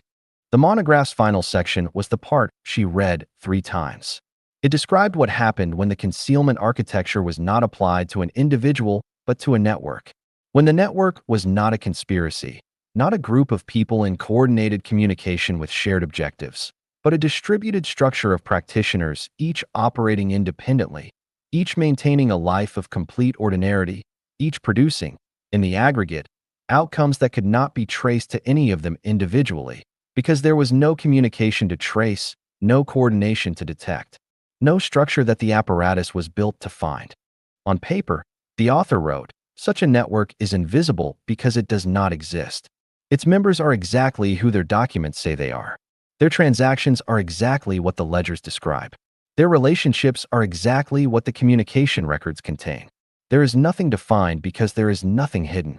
There is only the mask, which has become the face, which is the face, which is also the mask. The distinction collapsed to the point of meaninglessness by the discipline of decades. The practitioner of this architecture, the author wrote in the document's final paragraph, is not concealed. They are indistinguishable. She looked at the word that was also the novel's name, which was also not the novel's name yet, which was sitting in a search log 11 days into the cluster's initialization history, retrieved by a machine that had been looking for behavioral coherence among people with no communication linkage and had, on day 11, before any human being had asked it to, before she had built the detection framework that would eventually find the 47 nodes, reached into an archive of strategic doctrine and pulled the conceptual infrastructure for what it was finding. The model had found this before she did. The model had understood the category before she built the tools to populate it. She went back to the search log. She looked at the 2 subsequent entries, the second and third documents the cluster had retrieved from ARC DOC 0009 on day 11. The second was a chapter from a larger work, 7 pages, again no author. Dealing with what the author called the verification paradox, the structural problem encountered by any intelligence apparatus attempting to identify practitioners of the concealment architecture. The paradox ran as follows. The apparatus was built to find people who did not match their documentation, people whose financial behavior contradicted their declared profession, whose travel patterns were inconsistent with their stated purpose, whose communications contained frequencies or vocabularies or contact patterns that deviated from the expected. The apparatus was, in essence, a deviation detection system. The practitioner of the concealment architecture produced no deviations. Or rather, and this was the operative insight, the practitioner produced the precisely correct number of deviations. Not zero, which would itself be a deviation from the behavior of an ordinary person, since ordinary people made small mistakes, had minor inconsistencies, deviated in the low-amplitude ways that all human behavior deviated. The practitioner produced those deviations. The practitioner's documentation was the documentation of a person so plausibly ordinary that the documentation was, paradoxically, slightly more complete than ordinary documentation tended to be, because ordinary people did not curate their ordinariness, and so their ordinariness had gaps, and the practitioner's ordinariness had been curated to perfection and therefore had no gaps. And the absence of gaps was itself a signal, barely detectable, barely above the noise floor, visible only to an apparatus tuned to a resolution that no apparatus currently deployed was tuned to. She thought about the 17 access tokens, the shell companies, the corporate identities layered above the subbasement, the commission that could not be traced to any government, any known intelligence service, any identifiable individual. She thought about the commission document's 6th page. She thought about Abraham, who had told her his name and offered nothing else with it. She thought about what it would look like, in any database anywhere, if you ran a standard identity check on a person who had spent a very long time making sure that what appeared in databases was exactly what should appear. Exactly the right employment history, exactly the right property records, exactly the right small debts and minor civic interactions and unremarkable professional associations. Not the absence of a life, but the presence of a life so perfectly calibrated to the resolution of the apparatus that the life was, in the apparatus's terms, completely legible and completely opaque. She thought about the word indistinguishable and felt it arrive in her understanding with the particular weight of a word that had been waiting for the correct moment and had now found it. She opened the 3rd document. It was shorter than the others, 11 pages, and stylistically different, denser, less discursive, more annotated. It had the character of working notes rather than finished argument. The header read, Field Survey, Doctrine Practitioners, Selected Case Studies, compiled for internal review. Case studies.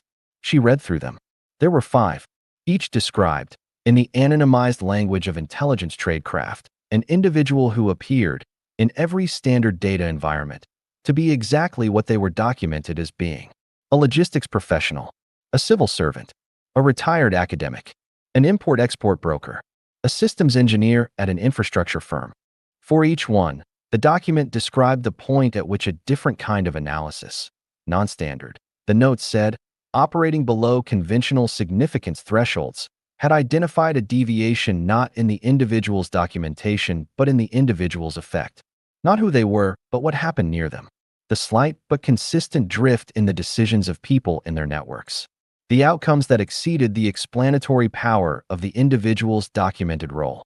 The way that events, in their vicinity, tended to resolve in specific directional ways that, taken individually, could each be explained and, taken in aggregate, could not.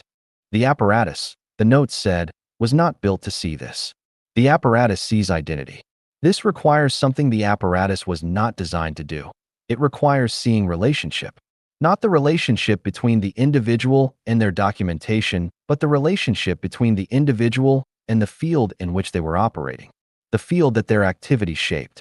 The field that shaped their activity. The loop. She stopped reading. She went to the cluster's initialization logs. Not the search logs now, but the architecture logs, the record of how the model had been built before she arrived. She had looked at these once, in the first week, to understand the system she had been handed. She looked at them again, now, knowing what she was looking for. The model's initial configuration, the parameters that had been set before she touched anything, specified a detection target that she had read in the first week as a standard behavioral correlation task. She read it again. Instances of coordinated behavioral change among individuals who share no detectable communication linkage. She had read coordinated and parsed it as a property of the behavior, a description of what the model was looking for. She read it again now and heard the word differently. Coordinated was not a property of the behavior. It was a property of the field. The model had not been initialized to find people who were conspiring. It had been initialized to find people who were doing what the case studies described. People whose behavior was shaped by the field and who were, in turn, shaping it, without communication, without structure, without the apparatus having any existing category for what they were. The model had been initialized to find, in the population, people who were operating the way the concealment doctrine described. Not practitioners of the doctrine, not the architects of deliberate invisibility, but people in whom the field produced the same signature. People who were, in the apparatus's terms, exactly who they appeared to be and, in the field's terms, something else simultaneously. She pressed her palms flat on the desk. Cold desk. The chamber's 8 degrees. She needed to think about this carefully. The concealment doctrine, as the monograph described it, was a method, a deliberate practice, a discipline. It described what a person could do, with sufficient training and commitment, to make themselves operationally invisible. The field was not a method. It was not practice or discipline or commitment. It was a condition, something that existed in the relationship between nodes, not in any individual node, not controllable by any individual, not deployed by any individual. The field produced coherence without communication because coherence did not require communication if the nodes were sufficiently aligned in their orientation. The field produced outcomes that exceeded individual agency not through conspiracy, but through resonance. The question that arrived then, slowly, the way the important questions arrived, carrying weight, was this. What would it look like if someone had understood the field and used the doctrine to enter it deliberately? Not to build the field. You could not build the field. The field was not built. The field was the relationship, and the relationship was not constructed, but was the natural expression of a sufficient density of aligned nodes in proximity. But to enter the field, to design a life, a documented, perfectly ordinary, indistinguishable life, that placed you at a specific location within the field, that gave you access to the field's effects without being visible to the apparatus that was looking for you, that allowed you to introduce something into the field, a modification, a redirection, a subtle shift in the weights, while appearing, in every category the apparatus could examine, to be exactly who you said you were. She looked at the search log entry again. Day 11. Before she was running any analytical framework. Before she had found the first node. Before the 41-word annotation. Before everything. The model had retrieved these documents on day 11 because the commission's instruction set had been designed to send it there.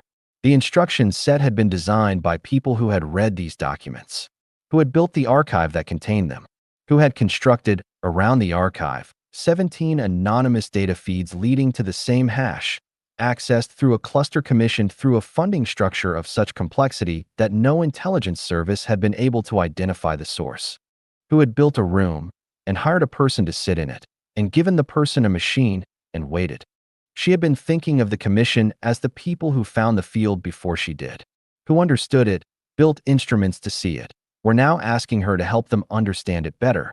She was sitting in the sub-basement beneath a building in Dubai, and she was revising that understanding in real time, with the particular quality of attention required when the revision involved not a correction to a peripheral detail, but a shift in the foundational assumption underlying everything. The commission had found the field. That remained true.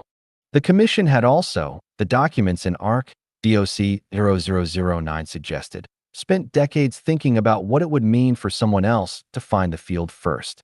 To find it and recognize it not as something to understand, but as something to use. Someone who had read the concealment doctrine not as history, but as a technical manual, and who had been patient enough, patient in the way the monograph described, the patience of decades, to build a life, or many lives, or a network of lives, that placed them inside the field's architecture before the apparatus existed to see them there. She thought about what 3 weeks ago Abraham had said and had not said. The threat, placed in the room, not elaborated. She thought about the query on day 11 and what it meant that the machine had gone looking for the concealment doctrine before she had given it the tools to find anything else. As if the instruction set had been designed to orient the model toward this before it was oriented toward anything else. As if whoever built the instruction set had understood that the concealment doctrine was not context, not background, not intellectual framework, but foreground. The primary fact, the thing the model needed to understand first, before it understood anything about the field, because without it the field was a phenomenon, and with it the field was a conflict. She looked at the terminal. She looked at the search log. She looked at day 11, timestamp 342. Not a time of day she had ever been in this chamber, not a time she would have been in this chamber during the initialization period, weeks before she had been given the access credentials and told to come to work. The model had retrieved the doctrine documents at 3:42 on day 11 of its operation. She had been hired on day 14. She had started work on day 15. The model had gone looking for the concealment doctrine before she arrived. She wrote one line in her encrypted file underneath the previous entries. Someone queried the doctrine. Before I was here, the hand behind the installation was already inside the field. The apparatus we have built to find it may have been built, in part, by the thing we are trying to find. She held that thought. She did not rush it. She let it settle at whatever depth it needed to settle. Then she wrote a second line. Or, the Commission understood this possibility and built the machine anyway, because finding it was the only option available. Because a field that can be used by someone who understands it and does not know it is more dangerous than a field known to all parties. She saved the file. She looked at the chamber wall. She looked at the cryogenic towers. She thought about Abraham, who had said, the field does not need acceleration. What needs to accelerate is recognition. She thought about what recognition meant if the thing being recognized had been operating deliberately and patiently inside the field for longer than the instruments had existed to detect it. She thought about the 47 nodes making small decisions in 17 countries for reasons they couldn't explain. She thought about whether any of them, any of the 47, were making those decisions freely, in the field's own idiom of spontaneous coherence, or whether any of them were making those decisions because someone who understood the field had spent years making sure they would. She thought about whether the difference was detectable. She thought about whether the difference, at sufficient resolution, was even real. The cluster ran its inference processes in the dark behind the equipment wall. The indicator lights pulsed. 53 profiles. 53 sets of small decisions, accumulating in the data. Somewhere in the aggregate, somewhere in the space between the behavioral gradients and the field effect that connected them, a pattern that had been in operation for longer than the model had existed to see it, running through the same substrate, using the same mechanism, looking, on paper, exactly like everything else. Indistinguishable. She got up. She put on her jacket. She stood in the center of the chamber for a moment and looked at the terminal and looked at the search log still open on the screen, day 11, timestamp 342, and thought about everything that had been in that query and everything the query had been unable to tell her about who made it. Then she sat back down. She was not going to stop working. She was going to work differently. She opened a new analysis. She directed it not at the 47 nodes, but at the Commission's 17 data feeds, the archive, the behavioral streams, the 17 roads to the same hash, and asked the cluster a question whose answer she was not certain she wanted and was certain she needed. Is there evidence, within any of the 17 access feeds, of a behavioral signature consistent with coordinated field activity, operating prior to my initialization of this model? The cluster considered this for a long time. 3 minutes. 7. 11. At 14 minutes and 22 seconds, it produced not a visualization and not a text annotation, but something she had not seen the system generate before, a flagged uncertainty report. A document the cluster produced when a query fell outside the bounds of what it could answer with meaningful confidence, when the pattern it was detecting was real enough to report and ambiguous enough that reporting it without caveat would be, the system's documentation said, epistemically irresponsible. She read the flagged uncertainty report. It was 6 paragraphs. She read it slowly. The first paragraph said, pattern detected. The 6th paragraph said, The behavioral signature identified in the pre-initialization data is consistent with coordinated field activity. It is also consistent with the operational behavior of the Commission itself, with the individuals who built this system and who are known to analyst Haddad. The model cannot determine whether the signature represents a threat actor or a principal. The model notes that this ambiguity may be irresolvable by analytical means alone. She sat in the cold of the chamber for a long time. The model could not tell her whether the shadow in the data was the hand that had built the installation or the hand that the installation had been built to find. Both hands looked, in the field, exactly like each other. That was either the problem or the answer, and she did not yet know which. Part 2. White War, in which the conflict is named by someone who died centuries ago. Discussion about this episode. Comments. Restax. Recent episodes. Prodigy LLC Jen Bankasi. March 10th. MXDM aka Pirate 1 VJ Tsunami X. Prodigy LLC La Banca del Genoma. March 9th. MXDM aka Pirate 1 VJ Tsunami X. Il Bene Commune Cognitivo. March 9th. MXDM aka Pirate 1 VJ Tsunami X. Prodigy LLC O Banco Genetico.